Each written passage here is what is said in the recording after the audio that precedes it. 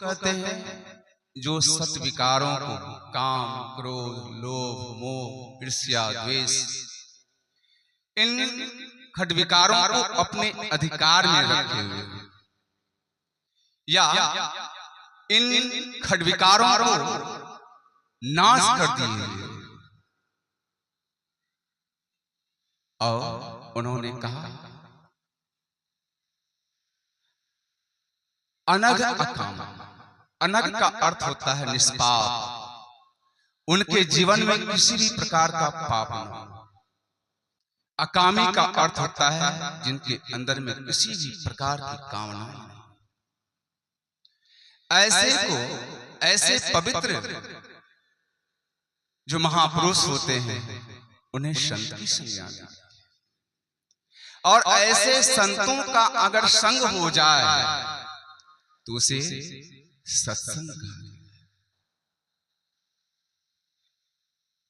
पाठ के क्रम में हम लोग सुन रहे थे, राम भगति जहाँ सुर सरी धारा, असर सही ब्रह्म विचार।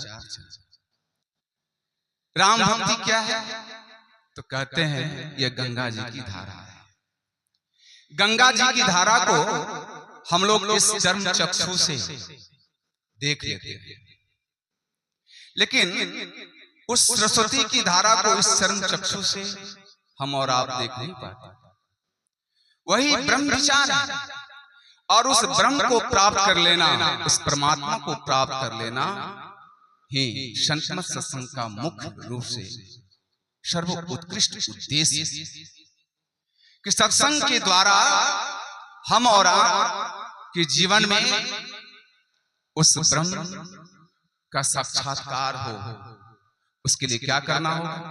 तो गंगा की धारा, या गंगा की धारा क्या है? बाहर में हम और आप जो बैठ करके संत महात्माओं के दर्शन, उनके अमृतवाणी को सुनते, यह सगुण सकार की कथा जो संत महात्माओं के द्वारा सुनाया जाता है, यह गंगा की धारा है। और इस गंगा की धारा में जब स्नान करते हैं तो क्या होता है? उस गंगा की धारा में स्नान करते हैं तो शरीर पवित्र होता है, और इस गंगा की धारा में स्नान करते हैं तो मन पवित्र होता है। अपने मन को पवित्र करने के लिए ही यह मुद मंगल में संत का समाज है। और यह संत का समाज क्या है? तो यह संतों का कल्याणकारी ज्ञान देने वाला एक मार्ग जो हम और आपके जीवन में उतारने वाला। अपने जीवन में अगर इस मार्ग को उतार लें तो हम और आपका जीवन धन्य धन्य होगा। एक बार एक छोटा सा मैं प्रसंग आप लोगों को सुनाता हूं।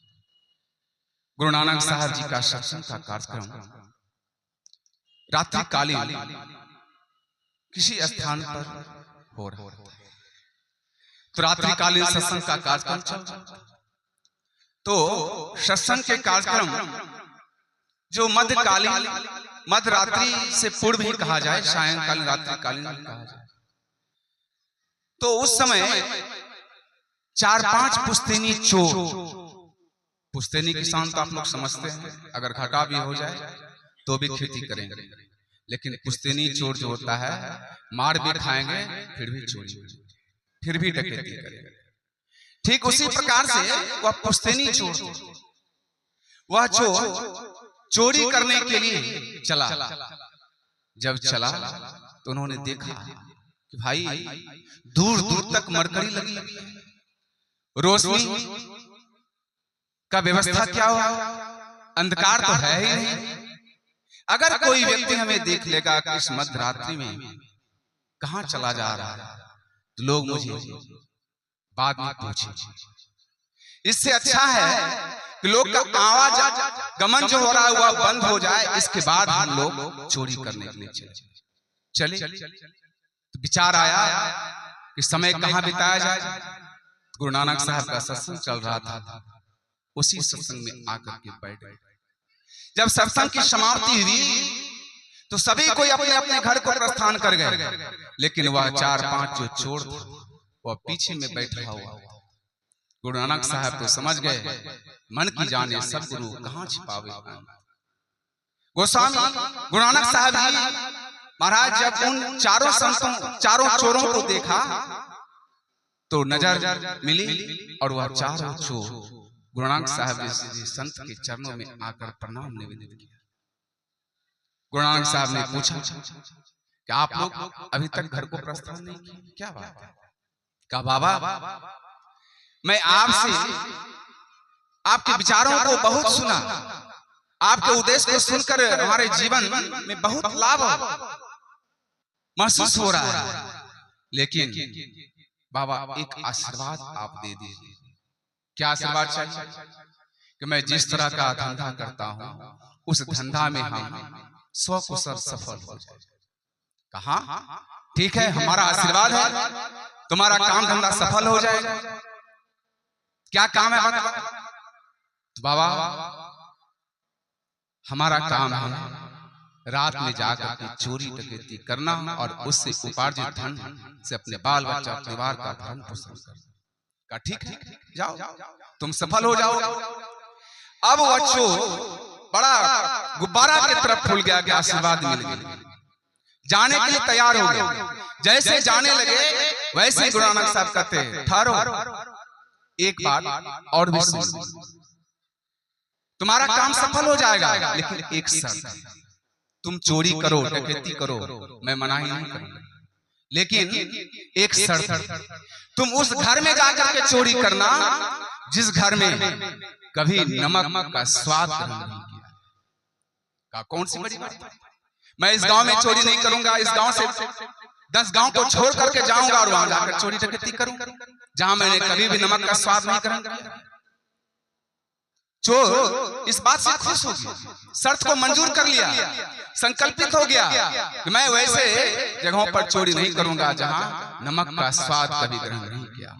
चला जब चोरी करने के लिए गए तो अच्छा खासा धन को उन्होंने गठरी बांधी।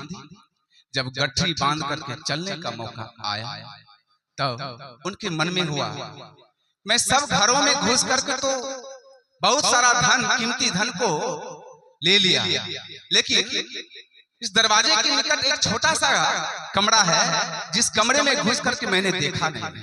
हो सकता है कि इस कमरे के अंदर में भी कीमती धन हो। बस वह बेचारा पोटली तो बांध करके रखा हुआ था। मन में ऐसा विचार हुआ और छोटे से कमरे में प्रवेश किया। जैसे प्रवेश किए तो मन में विचार हुआ कि आखिर कुछ न कुछ तो यहाँ मिलेगा ही।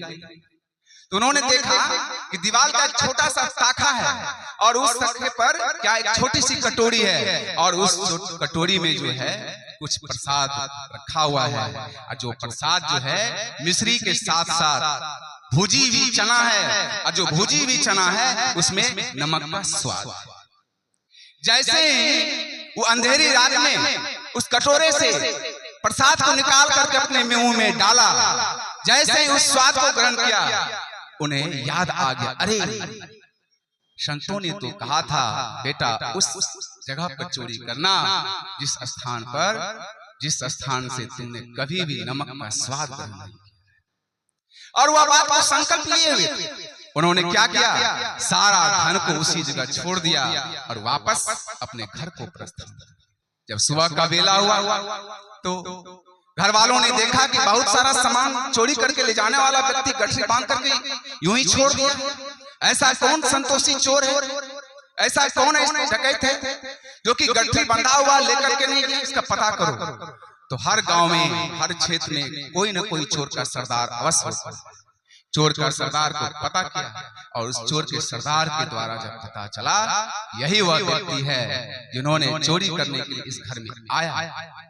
उस चोर को बुलाया गया और चोर को कहा गया कि तुम चलो, जिस घर में चोरी करने के लिए तुम गया था उस मालिक का कहना है कि तुम्हें मुंह मांगा रकम दी जाएगी, बस तुम सिर्फ एक बार कह दो कि मैं स्वयं इस घर में चोरी करने के लिए आया है।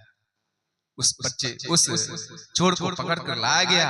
जब घर के मालिकों के द्वारा पूछा गया तो कहा हाँ मैंने चोरी तो की, तो फिर तुमने इस गठरी को छोड़ क्यों दिया, अपने साथ क्यों नहीं ले गया? तो उन्होंने कहा इसलिए मैं साथ नहीं लेकर के गया कि जब मैं चोरी करने के लिए घर से चला था तो रास्ते में सत्संग और संत का दर्शन हो गया। संत महात्माओं के वाणी को सुन करके मैं बड़ा लाभ उठाया था और उन संतों ने कहा था कि चोरी बेटा अवश्य करना, तुम सफल होगा, लेकिन बेटा उस घर में चोरी करना जिस घर में जीवन में कभी भी नमक का स्वाद अपने जीवा पर नहीं लिया। लेकिन क्या बतलाऊं कि मैं दुर्भाग्यवश मैं आपके इस छोटे से कमरे में जो प्रसाद था उस प्रसाद को ग्रहण किया और उस प्रसाद में नमक का स्वाद मिला हुआ था। उसी नमक के स्वाद को जैसे मैंने ग्रहण किया, मुझे संतों की वाणी, संतों के द्वारा संकल्प जो मिला हुआ था, उस संकल्प को मैंने याद कर लिया और उस संकल्प को याद करने के कारण मैं आपके धन को वापस छोड़ दिया। मैंने अपने साथ लेकर के, अच्छा कौन ऐसा संत, कहाँ अमुक स्थान पर अमुक समय में ऐसे संत का दर्शन होता है, वह सत्संग होता है, कहा चलो मैं भी चलता। उस व्यक्ति को भी लेकर के गए और वह व्यक्ति उस धन को जो अर्जित किया था वह किन प्रकार जो है धन को अर्जित किया था, जब उस मालिक को चोर अपने साथ लेकर के संतों के पास लेकर के गए तो संतों के दर्शन, उनकी आभा से उस मालिक का भी हृदय परिवर्तित हो गया और साथ साथ चोर के जीवन में तो परिवर्तन हो ही गया। अर्थात मेरे कहने का भाव यही है कि संत का समाज क्या है, मुद मंगलमय है, आनंद और कल्याण की जड़ है। इस जीवन में अगर आनंद और कल्याण चाहते हैं तो संत और सत्संग की महिमा को अपने जीवन में अनुपालन करें, हम और आपका जीवन निहाल होगा। इन्हीं शब्दों के साथ संतों की वाणी अब हम और